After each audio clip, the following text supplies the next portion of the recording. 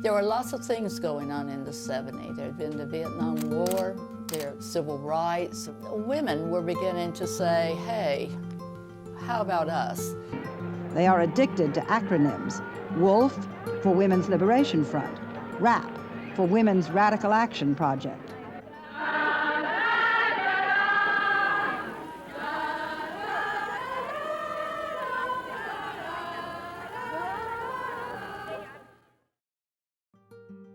My name is Gail Suggs Hawkinson. I was one of the founding mothers of OASIS. And let me kind of start at the beginning. In 1964, Kennedy had got a Community Mental Health Center Act passed in the Senate and the House, and that gave grants to communities to form a comprehensive mental health center. And the idea was to close down psychiatric hospitals to help fight mental illness and mental retardation.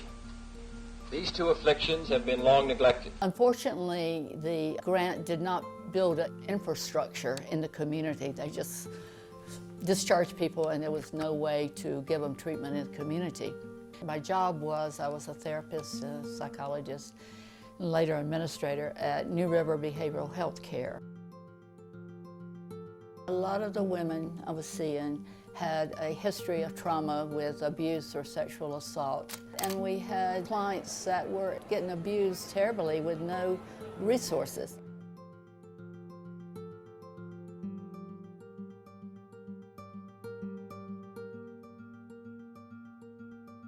We did a survey at the Mental Health Center. I got clinicians to ask their female clients to do an anonymous survey if they had had any trauma such as abuse or sexual assault. We were amazed that over 40% of our female clients had answered in the affirmative.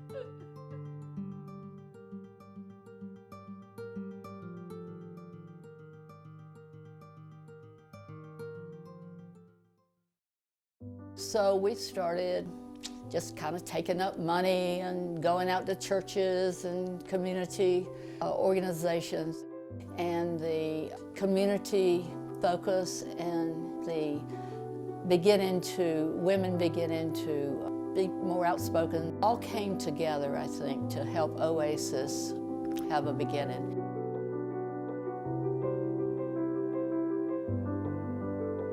First organizational meeting for OASIS was April 1st, 1978. And we met at the library, the old library. And we did a lot of education and a lot of discussion. And that was when we asked people to come up with names, and we voted on the names. And OASIS was the winner. My name is Joan Woodworth. I guess my main contribution was that I thought of the name OASIS, and that it stood for Opposing Abuse with Service, Information, and Shelter. The meaning of the whole word was that it was a place where people could come and feel safe. My name's Jennifer Benino Herman, and I started with OASIS in November of 1991. I was really fortunate to step into an organization that was so grassroots. When I first started, we had 3 full-time staff members, and our budget was $84,000. When I left in 2022, we had a staff of 15 or 17 and a $1.5 million budget. Doing this work together was critical, so we partnered with the homeless shelter. Law enforcement was one of our key partners. We were working with them on a weekly basis. We were very intentional to reach out to communities of faith. First Baptist Church donated office space to the agency for over 20 years.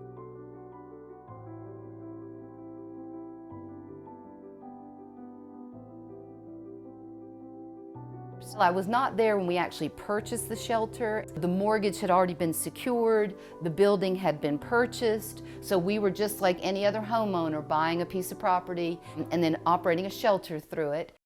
When a client is able to leave their unsafe person, because it takes a survivor an average of 7 to 9 attempts of trying to leave their unsafe person, and there's so many barriers to leaving, whether it's, barriers to, there are no access to supportive resources, or a fear of not being believed, or it's not safe for them to leave. Part of why we got into the housing business, because it was too upsetting for me to see clients choosing to return home because they could not afford to get out of that situation.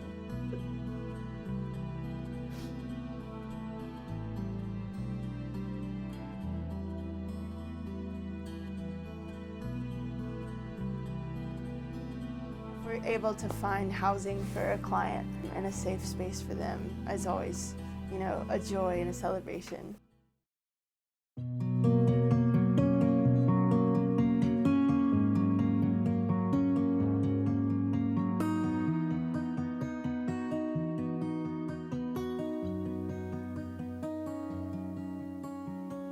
When we're facilitating a presentation and seeing this like aha look in people's eyes, or when they keep asking us questions, is always a very promising sign.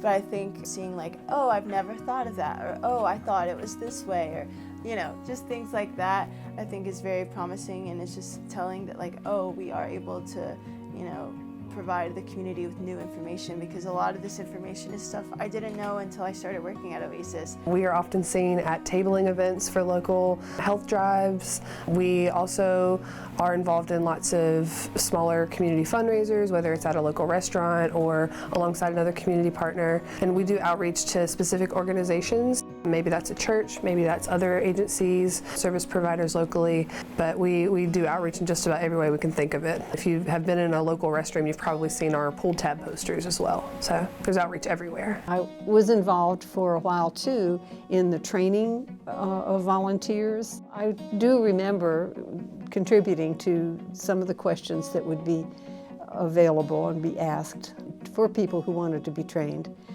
It felt most important when I knew there were actually people using it and service to the community. To me, if you've made the call, whether you choose to leave or not, is a success, because you're getting more information, you're building a relationship with the organization you may choose to work with someday, and it's just empowering to take that first step. Everybody needs support to get through life. One particular case we had, the woman was terribly abused and had been for years.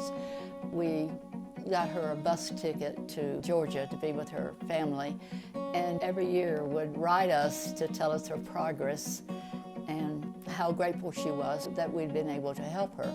Every single one of these people cares about you, your children, and your situation. We want them to hear how important it is, because often what we do is unseen.